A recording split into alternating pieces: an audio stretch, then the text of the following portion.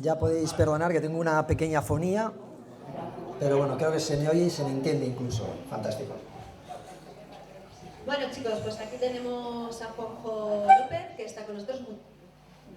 Sí, sí. Ah, No. te he cambiado el apellido, como Nando y Hugo, los confundo, digo, No. no sería nada. Mira que es difícil, ¿eh? Nada, no sería nada. Será por mi belleza inconfundible, ¿no?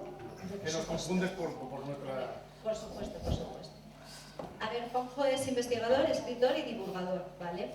Defensor de una investigación honesta, esto me gusta mucho, de tu currículum, ¿vale? Y afirma que no es necesario inventar fenómenos inexplicables en un mundo repleto de asuntos inexplicados. Esta frase me apasiona, porque yo creo que muchas veces no es ir a buscar el misterio, sino que el misterio te busca a ti, ¿no? Podemos estar años buscando el misterio y al final el misterio aparece donde menos nos lo encontramos, ¿vale? Es autor de diferentes libros y hoy nos vas a hablar sobre este libro de... Sí, la pregunta número 7, la enferma de Montecillo. La enferma de Montecillo. Suena a miedo, ¿eh? Suena ahí un poquito. Suena a miedo y os aseguro que es un enigma de lo más absurdo y que estoy seguro que cuando hagamos la introducción vais a decir, bueno, quiero decir, antes de empezar, que quizá mi descripción como investigador es que se resume en que posiblemente esta sala sea la persona más escéptica. Bueno, está David por ahí también, que podemos darnos la mano, me parece. Pero soy muy escéptico. ¿Por qué cuento esto? Porque quiero que os pongáis en mi pellejo. A ese año 2016, cuando me enfrento a un caso, como digo, totalmente absurdo. ¿Qué pensáis si os digo de una persona que dicen que ha existido y que los últimos 15 años de su vida no ha comido ni ha bebido nada de nada? Oigo por aquí así, otros dicen es imposible. Bueno, pues ahora poneros en mi pellejo cuando os he dicho que soy todavía más escéptico que vosotros.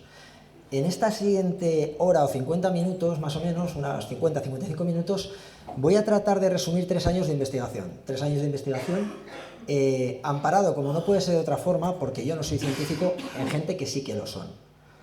Cuando antes hablaba de una investigación honesta, a eso me refiero. No podemos quedarnos con lo primero que nos llegue. Yo en estos 3 años de investigación lo hice acompañado de 2 doctoras, lo hice acompañado de un farmacéutico, de un doctor en farmacia, de una psicóloga y de una grafóloga. Y bueno, pues después de estos minutos quiero que vosotros saquéis vuestras propias conclusiones partiendo, ahora estamos todos en el mismo punto. Sois igual de escépticos que yo porque nadie se puede creer que una persona viva tantos años sin comer y sin beber. Vamos a ver cómo se desarrolla la historia. Pues nada, os dejo con Juanjo, pero antes de nada sí que quiero deciros que está por ahí el Pozo, que nos ha traído libros, ¿vale? Y tenemos también libros de Juanjo, tenemos de David Cuevas y de Hugo, claro, evidentemente. Y de Hugo, claro. Perdón, y de Nando, lo siento, tengo un trauma No, con no vosotros. nada. Y que están aquí y os agradecemos que nos lo firmáis después entre todos, así que ahí te quedas. Por cierto, lo que vamos a hacer es lo siguiente, para dinamizar la cosa y no haber tanto tiempo, o sea, para que intentemos respetar lo mejor posible los tiempos, vamos a hacer lo siguiente. Cuando acabe Juanjo, vamos a hacer un receso de 15 minutos más o menos, ¿vale? Al final de la velada, si queréis, podemos hacer una mesa redonda con todos, ¿vale? Y ahí podéis hacer preguntas de Montecillo, de todos los casos que se van a hablar. No sé si... ¿vale? Más que nada para dinamizarlas, porque si no vamos a acabar muy tarde, ¿vale? Os vais a cansar y lo que queremos es que mantener el interés de todos hasta el final, ¿vale? Vamos para allá, Juanjo, dale caña. Bueno, pues primero abro el micrófono y a continuación pues agradecer a estos chicos, organizadores de estas fantásticas jornadas, porque de verdad que hay que ser muy valiente para hacer algo así. Es de elogiar todo el trabajo que lleva, creo que no somos conscientes, así que me gustaría agradecerlo, y creo que no saben en qué lío se han metido, porque esto lo que conlleva es que según acaben esto van a tener que empezar a preparar unas segundas jornadas, esto aquí queda. Así que de verdad, gracias y enhorabuena, y evidentemente pues muchas gracias a todos vosotros, porque sin vosotros pues no somos nada. No.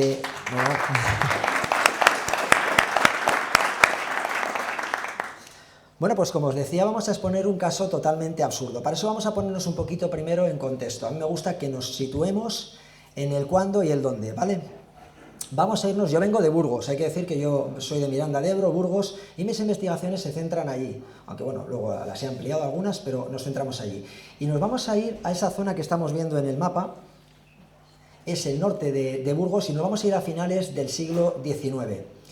En concreto, vamos a ir al pueblo de Quintana de los Prados y a conocer a la familia Baranda Ruiz.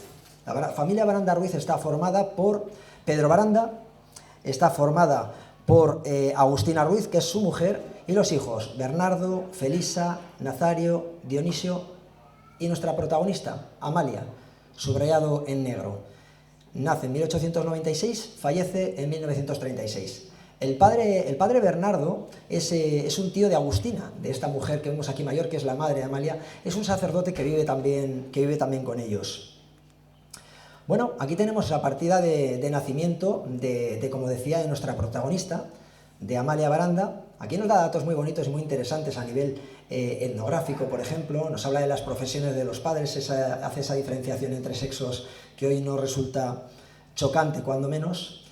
Y bueno, lo que sabemos es que la familia Baranda Ruiz permanece en este pueblo, en Quintana de los Prados, hasta el año 1909, que se traslada a Montecillo de Montija. El título hemos hablado de la enferma de Montecillo. El sobrenombre viene por, vamos a ver la enfermedad y vamos a ver el lugar, Montecillo. Esta que vemos es la casa de la familia, la casa de Amalia Baranda. Es una familia humilde, es una familia que vive del campo, con los recursos justos. El hijo mayor es cierto que se ha ido, lo que decían antes, a hacer las Américas. Eso le ha permitido ahorrar ciertos dineros y hacer construir esta casa que para su época no estaba nada mal. Pero como decimos, una familia muy trabajadora. Amalia, por ser la pequeña de la familia, tiene ciertos beneficios. Y es que el trabajo duro del campo se lo llevan sus hermanos mayores, y luego se ve además en la necesidad de ayudar al padre Bernardo, que hemos dicho que es el tío materno. Una figura muy importante en la vida de Amalia porque inculca una religión, una fe muy importante y muy fuerte sobre Amalia. Tanto que Amalia lo que quiere es ser religiosa, ella anhela ser monja. Sin embargo, los padres no lo ven bien, sobre todo cuando, siendo muy joven, hay una familia cuyo hijo pues, se presta como pretendiente de Amalia. Una familia bastante pudiente, y entonces la familia ve una oportunidad, la familia de Amalia ve una oportunidad muy interesante para bien casar a la hija. Esto parece que nos lleva a que el año 1909 hay una pequeña crisis familiar y una disputa que daría lugar a un brote digestivo. La noche es una noche fría de marzo y Amalia, una vez estando en la cama, empieza a convulsionar, empieza a vomitar. La familia se asusta mucho, el hijo pequeño monta en la yegua y va corriendo, se dirige velozmente hacia Espinosa de los Monteros, que es el pueblo más próximo, es un núcleo un poquito más grande, y es donde se encuentra el doctor Gutiérrez, el médico. El médico también presto coge su maletín, nos podemos imaginar esos fríos caminos y embarrados caminos, se dirige a casa de Amalia y lo que se encuentra es una joven realmente alterada, y tras aplicarle, pues como dicen las crónicas, calor en la zona y determinados cuidados, pues Amalia va restableciendo su estado natural, y el diagnóstico del doctor Gutiérrez es que Amalia sencillamente ha sufrido un corte de digestión, posiblemente debido a una disputa que ha tenido con los padres. Durante la cena, los padres han vuelto a instarla que se case con ese joven, que es un matrimonio muy interesante. Ella dice que no, que ella se quiere casar únicamente con Dios. Aquí hay una disputa que parece que el médico, según el médico, puede ser el desencadenante de ese primer trance. Pero bueno, la verdad es que el doctor Gutiérrez se enfrenta a un caso muy extraño, porque esto se vuelve a repetir pocos días después. Estas crisis son cada vez más repetitivas, más fuertes, se acompañan de vómitos que incluso llevan algo de sangre. Aquí vamos a detenernos un poquito a ver la medicina de aquellos años. Y esto que voy a decir son puntos que tenemos que recordar para lo que viene después. Estamos yéndonos al año 1918, principios del siglo XX. Podemos pensar que la medicina evidentemente no estaba tan avanzada como ahora, podemos pensar que la medicina rural era algo... Bueno, pues tenemos que tener en cuenta que, por ejemplo, también don Santiago Ramón y Cajal obtuvo su premio Nobel en esos años, en el año 1906, es decir, la medicina, teníamos en España médicos ilustres. Santiago Ramón y Cajal era médico amigo del doctor Gutiérrez, que atendió a Amalia. De hecho, el doctor Gutiérrez era un doctor muy reconocido en la zona. Severo Ochoa, años después, obtendría también otro reconocimiento. Y un detalle importante, algo que nos ha salvado a todos los que estamos en la sala, seguramente la vida o ha estado a punto de hacerlo, es el antibiótico. Los antibióticos aparecen en el año 1928. Es decir, cuando Amalia empieza a enfermar, todavía no hay antibiótico posible. Luego entenderéis por qué digo esto y por qué hablo también del tipo de anestesia que se da en ese momento. Ahora la anestesia está muy controlada, hay de hecho un anestesista que se encarga de ello. Entonces la anestesia era clorofórmica. Es decir, nos iban a hacer una intervención, nos aplicaban cloroformo y cuando yo me empezaba a despertar, a mover un poco, ¡pues!, me enchufaban otra vez. Si había suerte y no se había pasado el médico, genial. Si se había quedado corto, igual me despertaba con las tripas fuera. Era un riesgo real. Pero hay que decir que la medicina rural no estaba ni abandonada ni olvidada. Quizá ahora, en este siglo XXI, la medicina rural está más abandonada que ahora, que en aquel momento, perdón. Dicho esto, vamos a seguir avanzando con nuestra historia. Hemos dicho que en marzo de 1918 empieza estos brotes de Amalia, esta enfermedad que parece que impide que coma absolutamente cualquier cosa.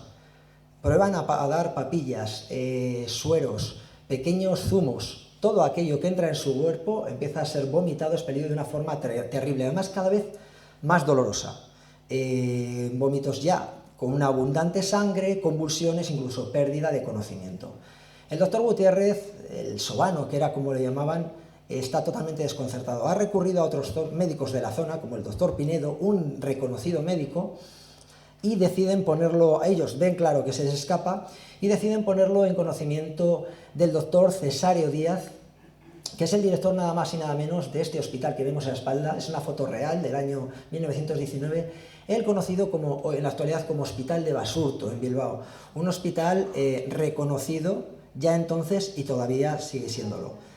Dentro de ese complejo hospitalario, como digo, el director es don Cesario Díaz, un médico pues que coge el caso él personalmente y tiene ingresada a Amalia durante 46 días, nada más y nada menos. En esos 46 días quiere descartar todo, empieza por hacer pruebas muy simples hasta que se ve obligado a practicar una laparotomía.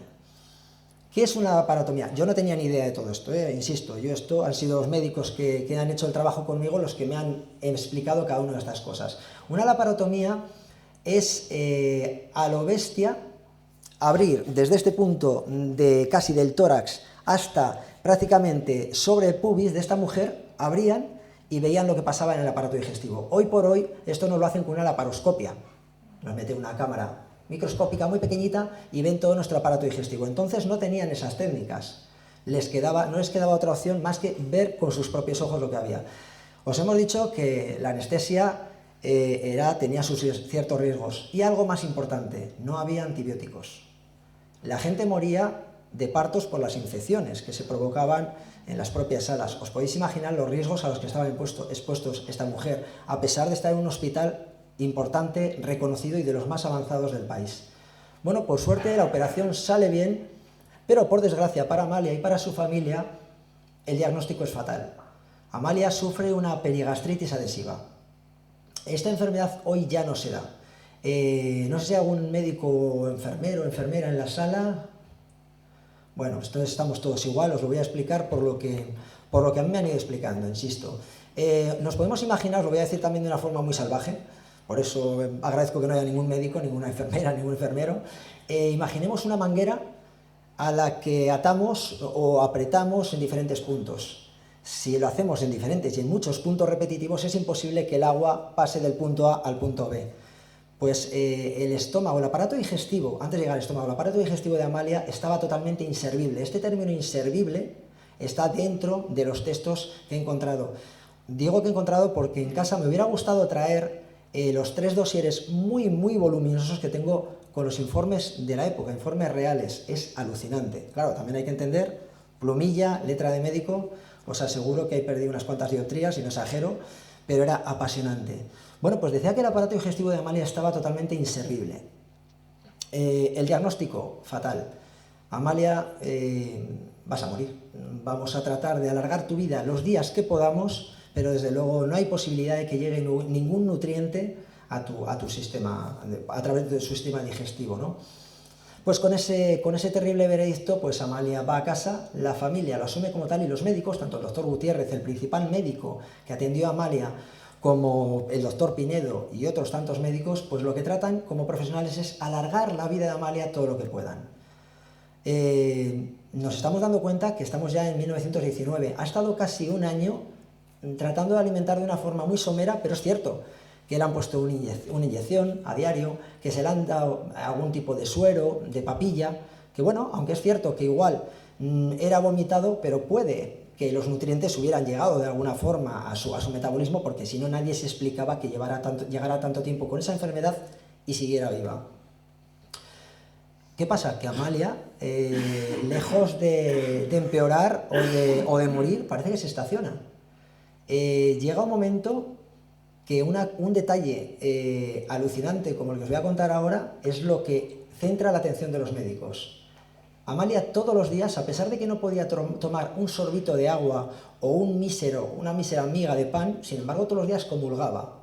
Yo mi pregunta era si la Sagrada Forma era algo simbólico o era una hostia entera, y me aseguraban, y digo porque he podido hablar con personas que acompañó a Amalia, de hecho, su sobrina, una mujer increíble, doña Juliana, con quien tengo hoy todavía amistad hace 101 años, dentro de unos meses, y está fantástica, fue una mujer que convivió con Amalia, ella siendo niña, y me aseguran que la Sagrada Forma la tomaba a diario entera y la tragaba, para asombro de los médicos que revisaban su boca, y no sabían por qué eso, porque aunque se deshiciera, pues a través de las papilas gustativas algo tenía que pasar, y sin embargo, insisto, con un zumo se ponía a morir. Amalia sigue avanzando la enfermedad, siguen pasando los días, pero no muere. Hasta el punto que un año después, febrero de 1920, llegan a pensar que ha tenido que haber un error.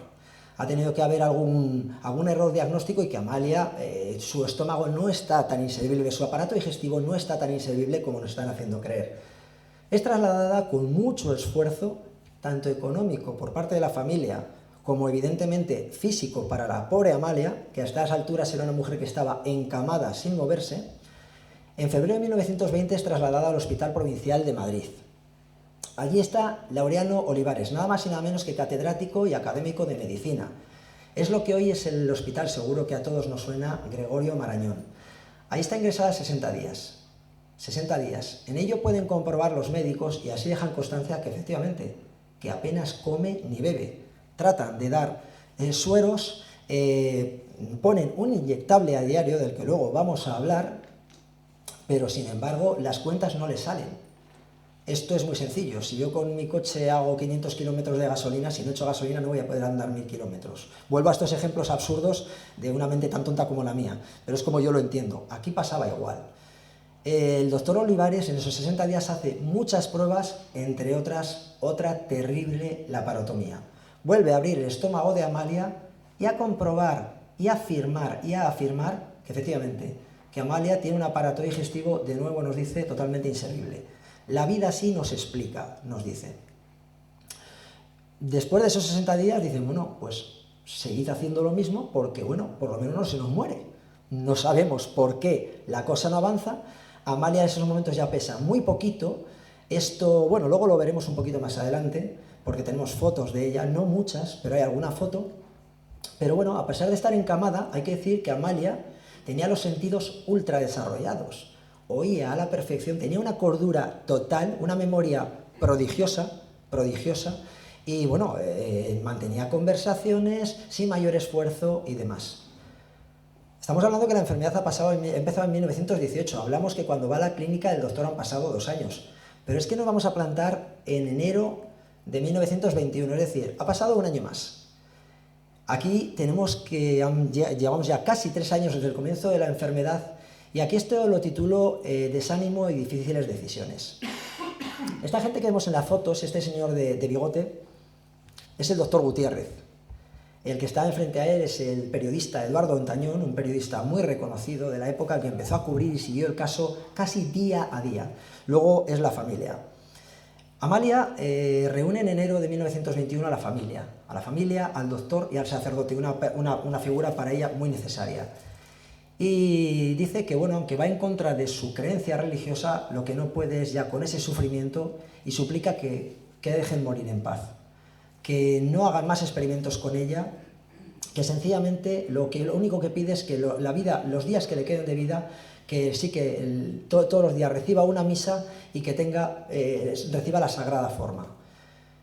Tras unos minutos de confusión entre la familia y el médico, llegan al acuerdo de respetar a Amalia, pero dicen, bueno, permítenos, Amalia, que te sigamos poniendo el inyectable. Amalia acepta el inyectable y desde enero de 1921 Amalia lo único que recibirá será el inyectable y la sagrada forma. Ahora estaréis pensando lo que yo cuando llegué a este momento. Yo, conforme avanzaba la investigación, iba descartando posibilidades, ¿no? Yo aquí dije, bueno, el inyectable. No come nada, igual el inyectable realmente tiene esa capacidad de cubrir sus necesidades basales, ¿no? Pues luego vamos a hablar de él. Vamos a ver antes un detalle interesante de la habitación de Amalia. La habitación de Amalia, ahí estamos viendo a Amalia encamada, el doctor Gutiérrez de pie junto a ella, y un altar que tiene frente a la habitación, frente a la cama. Este detalle es muy interesante. No todo el mundo podía tener un altar en su habitación, ni podía tener, o se le podía ofrecer a diario una misa. Yo he llegado a este punto y dije, ¿por qué Amalia tenía ese privilegio? Y bueno, descubrí, mejor dicho, que efectivamente Amalia había logrado su sueño, pertenecer de alguna forma a una orden religiosa. No era una religiosa como tal, pero sí que tenía ese privilegio por pertenecer como hermana a una orden religiosa por la que podía todos los días comulgar. Fijaos, ese altar tan bonito, yo cuando fui a investigar, aquí hago un pequeño paréntesis, estaba la casa ya tirada, no quedaba nada en la casa y pregunté por el altar. Me dijeron que el altar dicen, bueno, no hay nada, lo habrán tirado junto a la casa. A mí me dolió francamente porque fueron 3 años muy intensos de investigación y había creado un cierto vínculo incluso con esos objetos. Pues bueno, mi alegría vino cuando, tras mucho insistir, logré que me abrieran la iglesia del pueblo, que está cerrada, y en uno de los altares está ese altar. Está tal y como se ve ahí. Otro detalle de la habitación de Amalia es el olor a acetona. El olor a acetona que destacaban todos los médicos que había allí, y en el que luego haremos un poquito hincapié. Es interesante eso. Luego entraré en ello y vais a entender por qué. Otro detalle que antes os decía era el estado de Amalia. Amalia me describía la gente que yo he podido hablar con ella, que la conoció y han sido varios. Ahora mismo con vida solo nos queda Juliana, su sobrina, pero yo tuve la suerte de hablar con Rosario, con Dionisio, varias personas, y me decían lo mismo. Decían, es que Amalia impresionaba ver su cama. Era como una cabecita animada, el cuerpo apenas existía bajo las mantas. ¿Y veis que es así? ¿Vemos esa foto? Que el cuerpo estaba totalmente deshidratado. Los médicos relatan, y así está escrito, que poner el inyectable a diario costaba, era una tarea porque el cuerpo estaba totalmente apergaminado. Decían, era como atravesar la mojama. Entonces no saben tampoco la eficacia que podía llegar a tener ese inyectable, pero desde luego se lo seguían aplicando porque lo único que les quedaba era que ahí estaría igual tal vez el secreto, aunque no les llegaba a convencer. Bueno, vamos a hablar de ese inyectable, vamos a hablar del fosforrenal Rover. Me costó mucho encontrar cuál era el nombre del inyectable. Cuando por fin lo descubrí, tuve la gran suerte de que esos inyectables, esos laboratorios todavía funcionan. Laboratorios Robert Soler están en Barcelona y me puse en contacto con ellos. Les expuse el caso, pude imaginar la cara de esa persona al otro lado del teléfono diciendo, tú estás chalado, pero yo quería datos. Yo por mi profesión, yo trabajo con números y la matemática 1 y 1 son 2. Sabemos que esa mujer, aunque estuviera encamada y con sus condiciones de peso, de estatura, de sexo, aunque no hiciera absolutamente nada, existía un consumo basal mínimo, es decir, su cerebro funcionaba, quemaba azúcar, sus pulmones, su corazón, hablaba, razonaba, había un consumo mínimo. Yo quería ver si ese inyectable más la Sagrada Forma podían llegar a reunir, a sumar ese mínimo necesario. Me dijeron que no, que era imposible. No obstante, yo con eso no me conformaba, insisto, yo quería números. Me pasaron, obtuve toda la composición y con ello fui a un doctor en farmacia de la Universidad del País Vasco que me dijo lo mismo, pero aún así me dio la prueba que yo necesitaba. Un vial, sabemos que a Amalia se le ponían entre 1 y 2 centímetros cúbicos al día. En función de ese día tenía más o menos dolor. El inyectable parece ser que causaba, o provocaba, mejor dicho, la reducción del dolor, era un tanto anestésico, entonces pues había días que tenía más dolor y le ponían 2 centímetros cúbicos. Cada vial equivalían a 1,5 kilocalorías, es decir, al día, contando que se le aplicaran inyectables de 2 centímetros cúbicos, necesitaría más de 500 inyectables al día, 500 inyectables para cubrir esas necesidades básicas. Algo evidentemente imposible. Imposible, ningún cuerpo lo hubiera tolerado, ni siquiera había tiempo material para poner 500 inyecciones, ¿no? Entonces aquí se nos desmonta otra teoría. Al lado vemos una fotografía del momento del viático, de la celebración de la misa en su habitación. Aquí vemos a Amalia, era el único momento que se quitaba el gorrito y, bueno, donde recibía la Sagrada Forma. Hice la suma del inyectable más la Sagrada Forma y era también totalmente absurdo, imposible. Pues bueno, ante esa perplejidad sigue avanzando la enfermedad, siguen pasando los días y nos vamos a nada más y nada menos que septiembre de 1921, es decir, 3 años y medio desde que ha empezado la enfermedad y más de medio año desde que los médicos constaten de que no toma absolutamente nada, ni día ni noche. Los médicos siguen igual de descolocados y deciden llevarla a un hospital en Burgos, la clínica del doctor Lostau.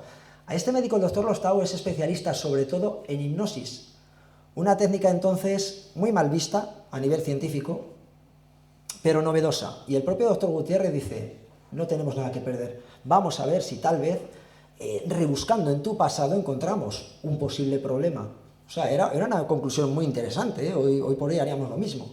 Sin embargo, pues también desechan absolutamente todo. Hay que decir que en el hospital de Burgos no hacen muchas más pruebas, muchas más exploraciones, pero aquí se da un episodio alucinante.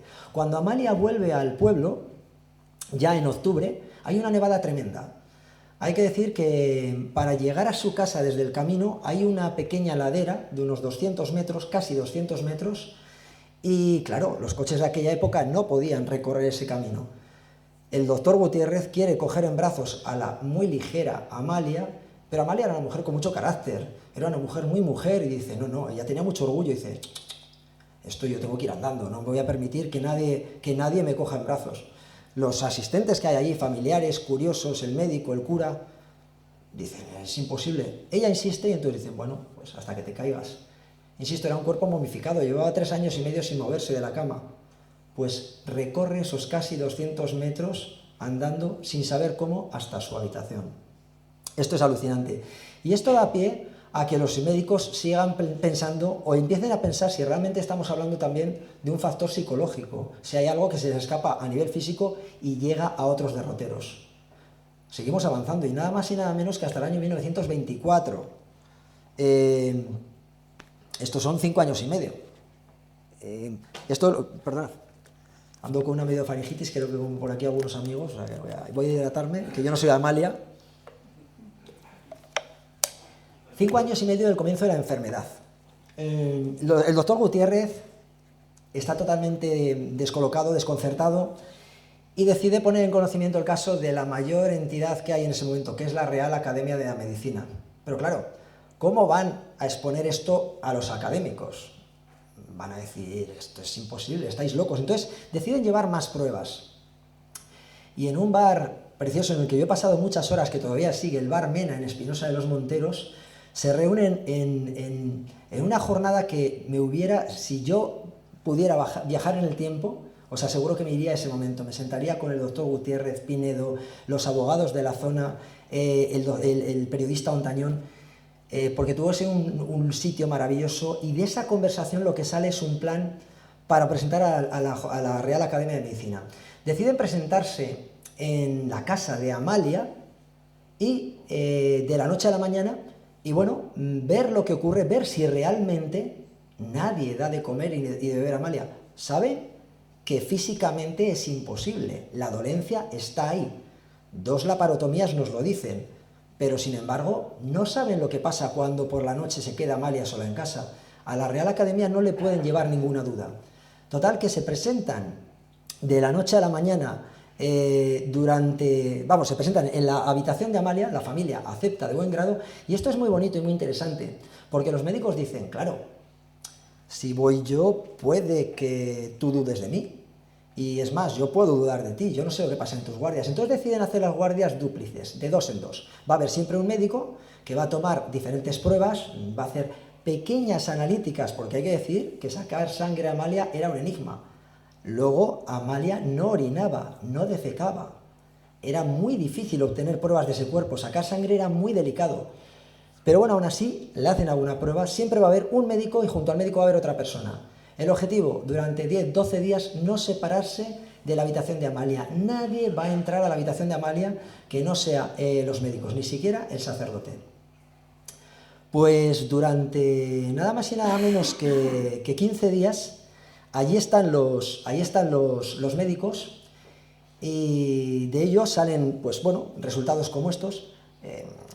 Son algunos análisis, por ejemplo, de sangre, pruebas de sangre y orina, traducido por los médicos de hoy, te dicen que dan valores totalmente incompatibles con la vida, pero sí que explicarían un ayuno muy prolongado y un estado de inanición muy extrema. Tenemos unos gráficos también en los que nos marca la temperatura del cuerpo y si hay alguna variación en la tensión arterial. Pero lo más interesante de todo eso es que durante esos 15 días, sale una serie de notas, de escritos firmados por todos los médicos, en los que dicen que durante esos 15 días que han estado allí, ellos juran por escrito que nadie ha dado a Amalia nada de comer, nada de beber, y han descubierto algo todavía más sorprendente. Sin beber, el ayuno 5 o 6 días más no se puede sostener. Sin comer, hay ayunos, el ayuno más largo fue un preso de Ira que estuvo creo 62 días, pero los médicos, la medicina te dice que a partir del día 40 hay una fase de no retorno y ya. Ellos están 15 días, constatan que no bebe ni come, pero hay otra cosa que soportamos menos incluso que beber. ¿Sabéis lo que es? Dormir. Una de las torturas más terribles que hay es la privación de sueño. Siglo XXI y todavía se sigue haciendo, ahora mientras estamos aquí. Terrible, eso sí que da miedo. Los doctores aseguran que durante esos 15 días Amalia al día no duerme más de 1 hora al día, y además el tiempo que lo hace, esa hora no la hace ni siquiera de continuo, y sin embargo se despierta perfectamente despejada. Yo me acuerdo de Amalia todos los días cuando a las 7 suena mi despertador para ir a trabajar y digo, pero tengo una caraja que ¿para qué? Yo he dormido 7 horas, ¿cómo es posible? Es impresionante. Este detalle lo habían pasado por alto los médicos porque no lo conocían. Pero bueno, pues con todo esto y con ese apasionante informe, se dirigen a la Real Academia de Medicina, Madrid. Hay un intercambio de misivas precioso, alucinante, y entre otras cosas, como digo, es precioso esa perplejidad primera de los académicos de decir, a ver, ¿qué nos estáis contando? Pero claro, los médicos les siguen enviando pruebas, datos, pruebas analíticas. Y entonces se da hay una carta en la que la Real Academia lanza 12 preguntas.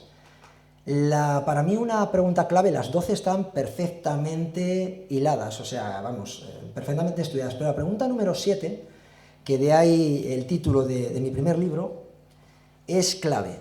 Los académicos sin tapujos dicen, bueno, en el tiempo que ustedes llegan investigando a Amalia, ¿cuánto tiempo aseguran que lleva sin comer y sin beber absolutamente nada? Y los médicos no se ciñen a esos 15 días de seguimiento. Dicen, no, esta mujer lleva varios años sin comer y sin beber absolutamente nada. Sabemos que los académicos enviaron una pequeña corte de médicos a la casa de Amalia, porque Amalia estaba en un estado bastante delicado, y salieron de allí sin creerse nada, afirmando que efectivamente en ese tiempo que habían estado allí no habían visto comer ni beber nada a Amalia, pero por otro lado diciendo que era imposible que esa mujer, que estaba tan bien, llevara todo ese tiempo sin comer y sin beber. Esto a los doctores que estaban tratando a la enferma de cerca les sentó muy mal, y aquí hay luego una segunda parte de cartas con mucha tirante. Los académicos dicen, bueno, traed a Amalia a Madrid, y el doctor Gutiérrez dice, pues Amalia no va a Madrid. Es una pena, quizá perdimos una oportunidad, pero llegó otra oportunidad. Antes hablaba con una amiga que está por ahí de que las cosas no pasan porque sí, y efectivamente, febrero de 1926, Amalia es ingresada en el Hospital Universitario de Zaragoza. En este caso llega a Zaragoza, uno de los hospitales más importantes del momento, donde se encuentran doctores como Criado y Aguilar, Pi Suñer, Vallejo Nájera, más todos los estudiantes en medicina de allí. Piden por favor estudiar ese caso. Los doctores creen que aquí va a haber un rigor y sobre todo un respeto hacia Amalia, y en un viaje que os podéis imaginar fue un auténtico periplo, porque desde Montecillo de Montija hasta Zaragoza fue una auténtica tortura. De hecho, Amalia tenía que ir tumbada y en una especie de camilla que cuando había baches la llevaban en brazos para que su cuerpo no se golpeara mucho, porque el estado era muy delicado. Ahora sí, bueno, pues llega en febrero del 26 a Zaragoza. Lleva 8 años desde el principio de la enfermedad, es decir, 5 años sin comer y sin beber absolutamente nada, constatado por los médicos. En ese momento Amalia, que cuando empezó la enfermedad pesaba 78 kilos, pesaba 33 kilos. En Zaragoza estuvo ingresada nada más y nada menos de que 21 días. Estos son fotografías de los ingresos hospitalarios que pude constatar yo también allí en Zaragoza. En esos 21 días es sometida a todo tipo de pruebas. Además es precioso, o muy interesante científicamente, cómo cada médico se hace parte de su cuerpo, del sistema nervioso se encarga, por ejemplo, Vallejo Nájera, del sistema digestivo Pi Suñer. Hacen un estudio totalmente exhaustivo y durante esos 21 días. Entre otras cosas, le aplican 2 nuevas laparotomías.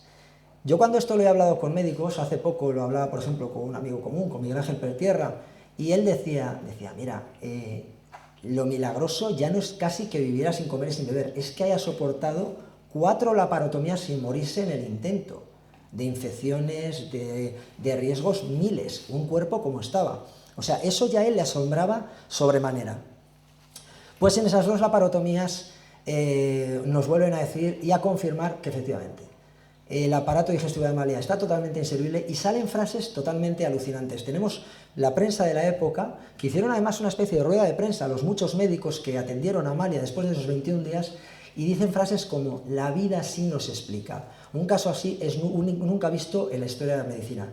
Otra frase que me gusta mucho es, hoy la ciencia no lo puede explicar. ¿Quién sabe si dentro de muchos años lo puede hacer? Pero hoy no. Un siglo después seguimos igual. Y otro razonamiento, y aquí llego, ¿os acordáis que antes os he dicho que en esa habitación olía mucho a acetona?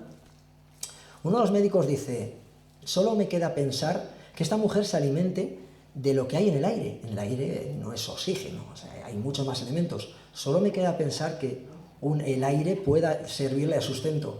No sé si habéis oído hablar de los respiracionistas, del respiracionismo. Es una corriente, ya lleva muchos años, supuestamente, a través de la que las personas, pues alimentándose del prana, que es una especie de energía que absorben del sol, del aire, etcétera, etcétera, pueden llegar a vivir según ellos sin comer y sin beber. Yo todo esto lo entrecomillo, no sé, yo no lo he estudiado de cerca, entonces no voy a opinar, ¿vale? Pero lo que sí que tenemos es que la habitación de Amalia, menos un aire respirable, claridad, etcétera, etcétera, era todo lo contrario. Era una persona muy enferma. Nuestros niños cuando van a tener fiebre enseguida huelen. Yo a mi madre decía, mamá, este se va a poner malo, huele a acetona. Es una reacción normal. Nuestro cuerpo segrega acetona cuando bajan las defensas, ¿no? Entonces, Amalia estaba en ese estado. Los médicos decían, es que el olor era muy fuerte, muy insoportable. La cantidad de luz que entraba era muy pequeñita, eran unas ventanas como lógicas en todas las casas de Burgos, que hacía un frío del carajo, ventanas pequeñas para que entrara poco frío, al igual que poca luz. Entonces también se nos desmonta esta posibilidad tan absurda, por decirlo de alguna forma, de la alimentación mediante el aire. Pero bueno, la verdad es que nos plantamos, como decimos, en el año 1926, 5 años, voy a quitar los 3 primeros años de enfermedad, 5 años en los que los médicos nos aseguran que Amalia no ha comido ni bebido nada. Nos lo dicen ya no solo ese seguimiento de 15 días, nos lo dice el Hospital de Bilbao, el Hospital de Burgos, el Hospital de Madrid, el Hospital de Zaragoza. Pero la cosa sigue. Tenemos aquí un silencio, hay un vacío de noticias, porque hasta este momento tenemos, bueno, iba a decir decenas, muchas decenas de informes, de crónicas de la época alucinantes. Como decía, Eduardo Ontañón siguió muy de cerca este caso, hizo unas crónicas preciosas. Pero bueno, no tenemos mucho más hasta el año 1936, año fatídico en nuestra historia, y fatídico en Espinosa los Monteros. Espinosa los Monteros, o Montecillo de Montija, que es donde vivía Amalia, era una zona, bueno, donde había un cruce de bandos, ahí estaban tanto el bando republicano como el bando nacional, y Montecillo quedaba en medio. Entonces pensaron que Amalia podía llegar a ser un objetivo, porque bueno, había gente que veía un reflejo de fe extrema en ello, a pesar de que Amalia, siendo muy creyente, decía, si yo ya reniego de esta historia, si yo lo que quiero es que me deje descansar esta enfermedad. Porque había detalles, y aquí abro otro paréntesis, que son muy interesantes, como por ejemplo, a los 2 años de enfermedad Amalia tiene un dolor de muelas y el médico del momento dice, bueno, si se va a morir, le arrancó todas las piezas de la boca. Si os han quitado una muela, os podéis imaginar, en aquella época, un cuerpo sin hidratación era terrible. Los dolores que tenía a diario Amalia era tremendo. Fijaos, yo un pequeño texto que encontré de Amalia lo llevé a analizar a una grafóloga, además una perito grafóloga, y sin conocer mucho, aunque aquí hay una historia también muy bonita, me dijo que esta mujer era una mujer con una resistencia sobrenatural. Decía, es que esta persona, dice, esto nota una fuerza, y evidentemente era una gran guerrera. El caso es que en aquel año 1936, Amalia, ante el riesgo a que en su pueblo sufriera un ataque o, bueno, directamente se quitaran del medio, pues el propio doctor Gutiérrez dice, mira, traedla a mi casa, y porque además el doctor Gutiérrez tenía una hija que era más o menos de la edad de Amalia y habían hecho una amistad muy bonita. Y en una operación por la noche a través del monte tremendo, para no ser vistas por el bando contrario, trasladan a la casa del doctor Gutiérrez, que era una casa de alquiler, que es esta que estamos viendo en Espinosa los Monteros. Este es el estado actual. Es una pena porque es una casa con una historia increíble, una auténtica preciosidad, y en estado muy ruinoso. Bueno, allí fue trasladada Amalia en el año 1936, y esta foto es donde Amalia, en 21 de septiembre de 1936, vamos a adelantar un poco, fallece, y en esa habitación que hemos visto anterior, en esa estancia es donde estuvieron velando su cuerpo un día. Hay que decir que, bueno, Amalia fallece, este es el recordatorio. Tenemos también tenemos el acta de defunción de Amalia, que es esta que estamos viendo aquí, en el que, bueno, ahí subrayado vemos que la causa de la muerte era una uremia cerebral.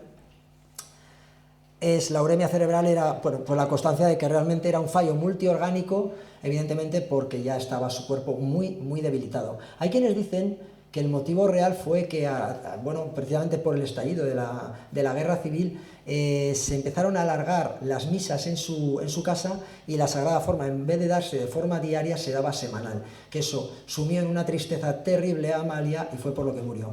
Bueno, las causas de la muerte de Amalia parece que son más que naturales. Llevaba muchos años sin comer y sin beber.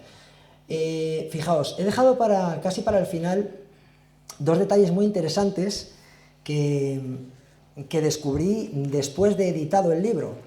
Y algún día, si hay un segundo libro de esto, que creo que habrá, lo voy a incluir y os lo voy a contar porque me habéis caído muy bien, son muy majos. Mirad, yo cuando presenté mi primer libro en Espinosa los Monteros, vino una persona que me llegó a conmover.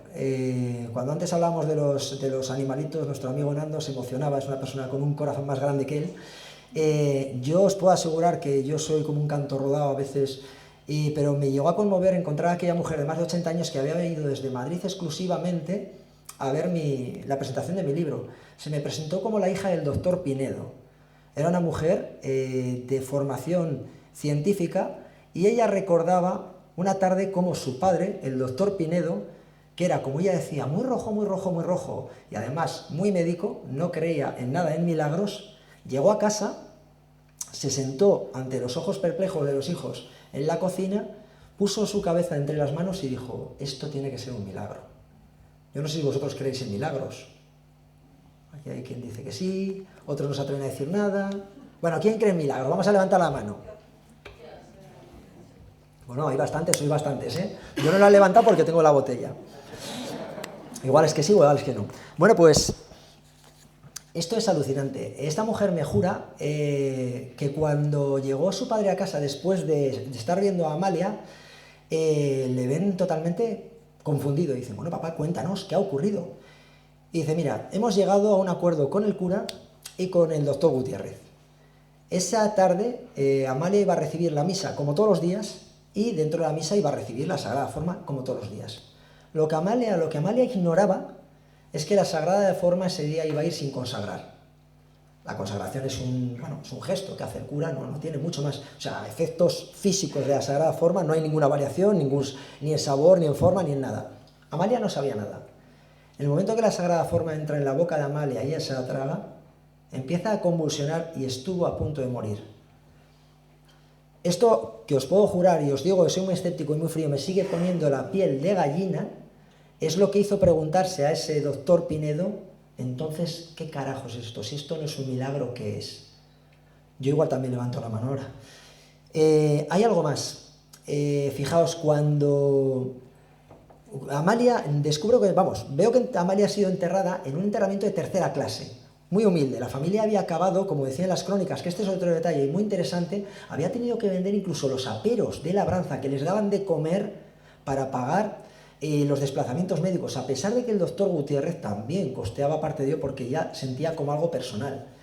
Sin embargo, se les acababa, tuvieron que vender incluso, como digo, los aperos de labranza. Sin embargo, vemos que Amalia actualmente está enterrada ahí, y eso no es un enterramiento de tercera clase. De hecho, ese es el panteón de la familia del doctor Gutiérrez. Y efectivamente, me dicen que años después su cuerpo ha sufrido una exhumación. Ha sido trasladado porque el doctor Gutiérrez, cuando acabó la contienda, dijo, bueno, Amalia merece algo más que estar ahí en ese sitio tan olvidado, ¿no? Y la trasladó allí. Yo cuando llegué a Espinosa los Monteros, había gente que me decía que Amalia era una santa y que estaban seguros que el cuerpo de Amalia estaba incorrupto. Yo, claro, dije, coño, si está incorrupto, hubo una exhumación del cuerpo, vamos a ver. Voy a los archivos, veo que efectivamente esa exhumación se ha hecho, pero no veo nada, no se señala nada especial. Pero sí que veo que hay personas que siguen con vida, Dionisio y Juliana, que han sido testigos de esa exhumación. Han pasado casi 15 años desde que Amalia ha fallecido. Dionisio no tengo la posibilidad de hablar con él y después ya cuando lo intentó ha fallecido, pero no así Juliana. Juliana, una mujer encantadora, cuando me pongo en contacto con ella, después de haber sacado el libro, porque no... os voy a decir una curiosidad, Juliana vive hoy a 300 metros de mi casa, y yo no lo sabía, y la busqué por media península, os lo puedo jurar. Increíble. Pues bueno, cuando me pongo en contacto con ella, claro, yo me reúno, su hijo, no me conocía de nada, está por medio, su hijo Dionisio, que hemos hecho mucha amistad, y pues me veo obligado a preguntar por ese momento de la exhumación. Juliana, me dice que fue un momento muy duro, y yo digo, bueno, entiendo, al final era tía Amalia y tiene que ser duro. Dice, sí. Dice, empezamos a sacar los huesecitos de Amalia. Dije, ya está, yo no quería oír más. Los huesecitos, por tanto, ese cuerpo había seguido su camino lógico, se había corrompido. Sin embargo, me continúa y me dice, lo más duro fue cuando llegamos a su cabecita y su carita estaba igual que el día que la enterramos. Tenía color en la piel, tenía cejas, tenía pestañas, tenía el gorrito puesto. En ese momento la mujer se me desmorona, Dionisio, su hijo, que estaba apoyado contra la pared, se pone de pie y dice, pero mamá, ¿qué estás diciendo? Juliana le mira enfadado y dice, claro, ¿cómo te lo voy a contar si cada vez que hablo de tía Amalia os reís de mí? Eso lo vi yo vi cómo estaba la cabecita de tía Amalia. Quedará ahí. Yo os puedo decir que hace poquito, porque bueno, sí, os he adelantado que estoy reescribiendo este libro. Un amigo como por aquí, Óscar Fábrega, me ha pedido reeditarlo y estoy reinvestigando porque no voy a conformar a hacer un copia-pega, quiero seguir. Y he descubierto cosas increíbles. Hay gente que me asegura, sí, que no solo eso, sino que tenía sangre en la cara Amalia. algo muy, muy extraño. Desde luego, el caso de Amalia a mí no me ha dejado de sorprender, no me deja de sorprender, insisto. Yo empecé siendo muy, muy escéptico, soy muy, muy escéptico, pero 3 años después, tantos informes médicos me hacen ver que algo más podía haber. Pero claro, Amalia Baranda, os puedo decir que no fue la única. Y antes lo estábamos hablando un poquito, cuando veníamos después de comer, estábamos hablando con Miguel y estamos hablando de, por ejemplo, Alessandrina, en Portugal. Un caso prácticamente coetáneo. Esta mujer vivió de 1904 a 1955 en Portugal y esta mujer estuvo 13 años sin comer y sin beber nada. A diferencia de Amalia, que esto yo creo que es importante, aquí esto no es un Eurovisión de a ver quién aguanta más sin comer. Pero hay detalles que son importantes. Amalia no quería no comer, Amalia no podía. Este detalle es importante, porque yo en principio pensé que si igual se trataba de una mujer que se creía una mística y se dejaba de comer, que es más o menos lo que le pasó a Alessandrina. Alessandrina, ella por una serie de acontecimientos en su vida llegó un momento que dijo, puedo vivir sin comer y sin beber. Y efectivamente, parece que así lo hizo durante 13 años y así se constató en un seguimiento de 40 días en un hospital. Tenemos más casos, a Catalina de Siena, a Doménica de Paradiso, a Josefa de la Torre, etcétera, etcétera, etcétera. Si os dais cuenta, una de las cosas curiosas, todos estos nombres son de mujer. Aquí los hombres se ve que somos más de la gula. Es algo que da que pensar. Y bueno, pues poco más que decir, o sea, es algo tan absurdo, tan simple, pero por otro lado tan inexplicable que a mí me parece un caso sorprendente. El cómo llegó a mi vida fue también muy casual y creo que, y voy a hacer medio minuto porque es interesante. Yo me llegó este caso hacía mucho tiempo, fui a investigarlo a la zona y por medio me salió un caso ovni. Y dije, ¡buah! Mucho más interesante el ovni que una señora que no come ni bebe. ¿Quién se va a creer eso? Y lo dejé aparcado hasta que unos años después me pidieron en un programa hablar de casos de anorexia mística. Y recordé el caso de Amalia y le dije, bueno, dadme para 10 minutos porque no va a haber para mucho más. Pues bueno, eso me llevó a 3 años de una investigación impresionante, apasionante, y que a día de hoy os aseguro que todavía yo no soy religioso, pero el día de los santos dejo una florecita a Amalia porque creo que se lo merece. Si tenéis alguna duda, alguna pregunta, pues encantado de poder, si puedo resolverla, resolveré, y si no, pues igual le comento. 5 minutos que ves en máquina, ¿eh? ¿5 minutos? ¡Wow! Bueno, sí, lo tenía más o menos, antes lo he hablado con nuestro amigo Hugo, más o menos lo tenía controlado en este tiempo para precisamente eso. Si queréis hacer alguna apreciación, pues decirlo. David, que suele ser muy crítico, venga, joder, no te calles. ¿Cómo que hostia?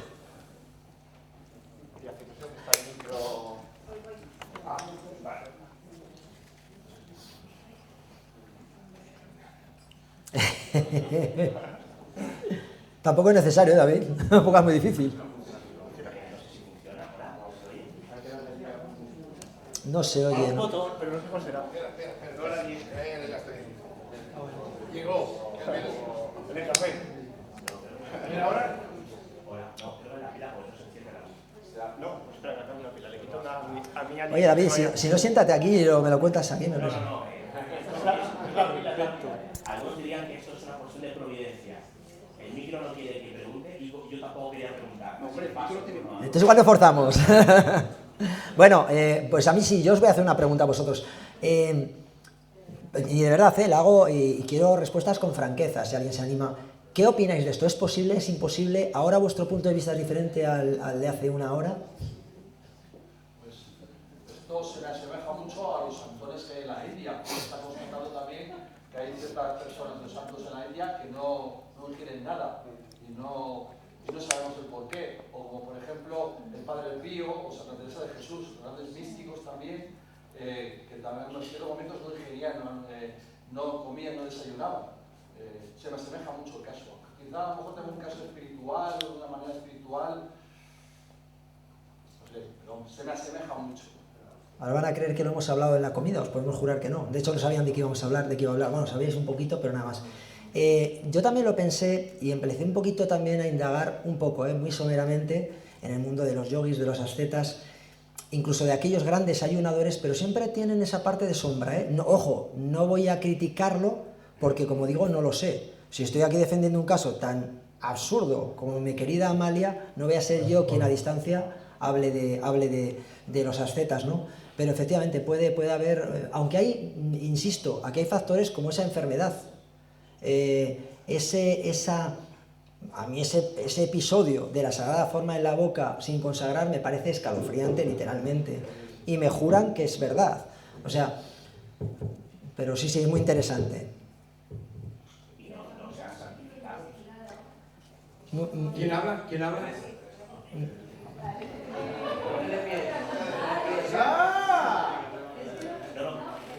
Ostras, a ver, David. Bueno, David, perdonad. Es que David no tiene micrófono, me parece que no. Sí, ahora sí. Es tu voz, David. No, perdón. Bueno, simplemente preguntar que si no está certificada esa persona. Pues es muy interesante, y de hecho en la zona, aparte de la enferma de Montecillo, se conoce como la Santa de Montecillo. Ha habido quien en el pueblo lo ha querido hacer y pensaban que con Juan Pablo II, que fue un hombre que abrió mucho a todo, de hecho, ¡wow!, ha empezado a ver santos por todos los rincones, pues pensaban que igual podía ser el momento, pero santificar no es nada fácil, sabéis igual que yo que requiere de ciertos milagros, de una vida también ofrecida al sacrificio que quizá Amalia puede reunirlo. Lo de la hostia, pero hay un mínimo de milagros, no sé decir ahora cuántos son, pero hay un mínimo de milagros. Hay gente que todavía en Espinosa a día de hoy lo está intentando. Os voy a contar un secretito, que otra vez lo digo, que me ha caído muy bien, y es que mi siguiente objetivo es exhumar el cuerpo de Amalia. Estoy en proceso de, ¿con qué fin? No es morbo, os puedo asegurar que, bueno, un poco sí, pero fundamentalmente ha habido médicos y ha habido científicos, biólogos que me han dicho, igual podemos obtener alguna prueba de ADN, ¿por qué no? ¿Por qué es tan absurdo? Yo tengo interés en ver, en comprobar esa posible incorrupción. Parcial. Yo lo he hablado también con médicos forenses y me dicen que bueno, que tampoco es tan extraño, que la incorrupción es algo que se da. De hecho, si vamos al cementerio de Zamora y sacamos cuerpos, alguno va a haber incorrupto y no es ningún misterio ni ningún milagro.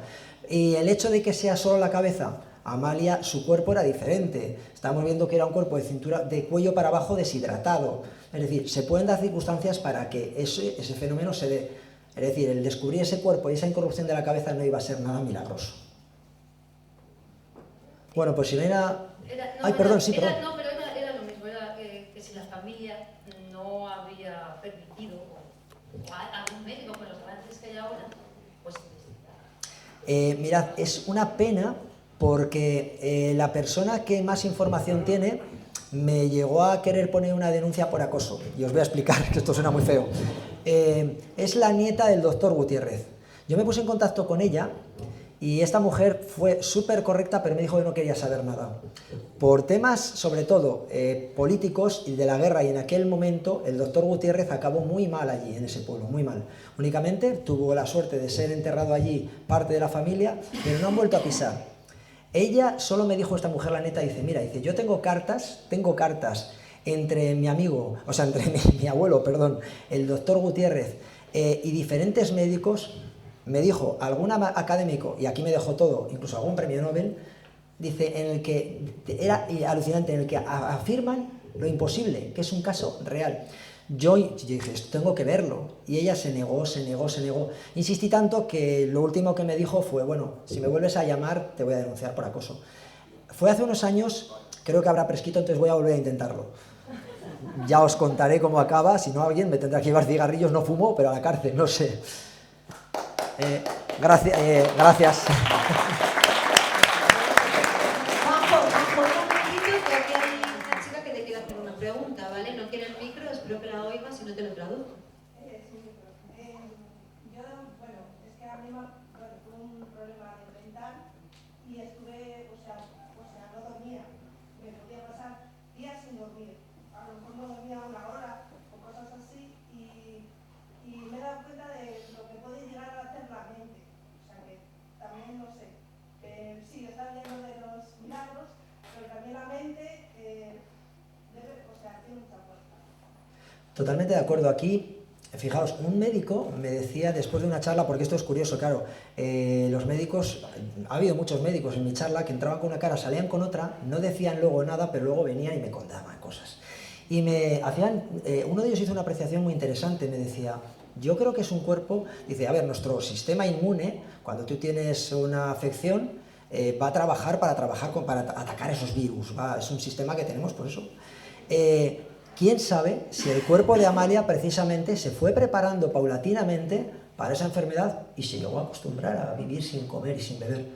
Médicamente es imposible, biológicamente es imposible, pero yo insisto, y doy solo estos nombres, Bilbao, Burgos, Madrid, Zaragoza, la constancia de los 15 días de los médicos allí, son muchas cosas que nos hacen pensar que estamos ante un caso incomprensiblemente real. Y si no hay más, sí, alguien me quiere preguntar. Sí, es una pregunta. Me voy a quedar con la duda. Es un momento. Dijiste que con los médicos que estuvieron 15 días con ella para ver que no bebía, no comía, la hostia consagrada la estuvo tomando, ¿verdad? En ningún momento, o tampoco. No, ni en los hospitales, pero fijaos, esto es muy curioso porque yo creo que ella ya iba predispuesta a que sabía que iba a ser expuesta al todo el examen y ella se prestaba. Y en los ingresos hospitalarios y durante ese seguimiento de 15 días es que no entró nadie en la habitación.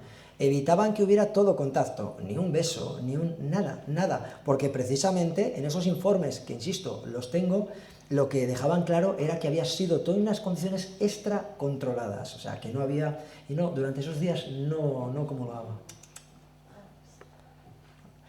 Bueno, pues como nos caes muy bien, tú también a nosotros.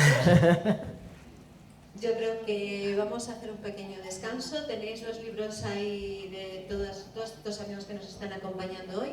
Un recesito y muchísimas gracias por venir, es un placer.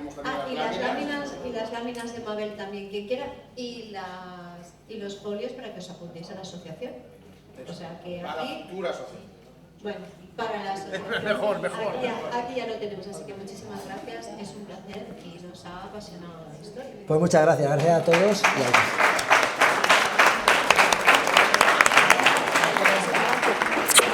¿Os ha gustado? Sí, muy chula, ¿verdad?